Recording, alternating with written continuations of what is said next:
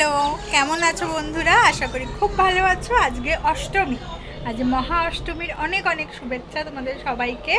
এই যে আমি এখন এসেছি আমার মায়ের কাছে, আজকে লুচি খাবো। আমরা এদেশি তো, আমার শ্বশুরবাড়ি বাঙাল আর আমার এই বাড়ি আমরা এদেশি, তো আমরা আজকের দিনে লুচি খাই। তো এই নিয়ে আমার বিয়ের পর এটা 5 নম্বর পুজো। প্রত্যেকবারই অষ্টমীর দিনটা আমি এখানেই আসি লুচি খেতে, আর নিয়েও যাই রাত্রের জন্য। আর এই যে এবার এই যে আমার ছোলো, আর ও এখানে এসে এখন খুব মজা পায়, তার কারণ হচ্ছে এই যে বারান্দাটা দেখে। এই দেখো, এত বড় আকাশ, এত গাছপালা, এখান দিয়ে পাখি উড়ে উড়ে যায়। এই বারান্দায় দাঁড়িয়ে ও এইসব দেখতে খুব ভালোবাসে।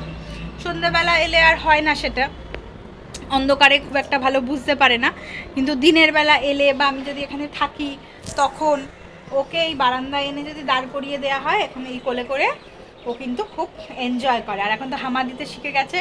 আজকে থেকে ও এই বাড়িতে এসে প্রথমও আজকে হামা টানলো অষ্টমীর দিন। বাড়িতে তো দেয়ই, এখানেও এঘর ও ঘর, এখানে 3টে ঘর, এঘর ও ঘর, ডাইনিং, মানে সব একদম এঘর ও ঘর। আর ও আসবে বলে বাবা একদম সব মুছে টুছে পরিষ্কারও করে রেখেছে। তাই যে খেলছে, তারপর দড়ি ধরে এই যে টানাটানি চলছে। তার কি করছো পাপা? আজকে যে মা ছেলে দুজনেই হলুদ হলুদ পরে বসে আছি আমরা, মা ছেলে দুজনেই।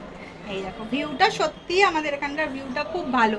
যখন ঝড় বৃষ্টি হয় না, খুব ভালো লাগে একটু জানলা খুলে বসে থাকতে, এই চারতলা দিয়ে দেখতে ভীষণ ভালো লাগে। এটা আমি খুব মিস করি ওই বাড়িতে। কি সুন্দর পেঁজা তুলোর মতো মেঘ, জানি না তোমরা কতটা কি বুঝতে পারছো।